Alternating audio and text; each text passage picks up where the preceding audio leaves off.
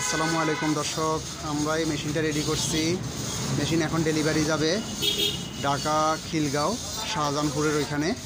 তো এই ভদ্রলোককে আমরা মেশিন চালাই দেখাইছি। এখন মেশিন আমরা আস্তে আস্তে ডেলিভারির জন্য করে ফেলছি, প্রস্তুত করে ফেলছি গাড়িতে। এখন গাড়িতে মেশিনটা তুলব। দেখেন মেশিন এখন উপরে তুলে ফেলতেছি, এখন পিক আপের মধ্যে উঠবে।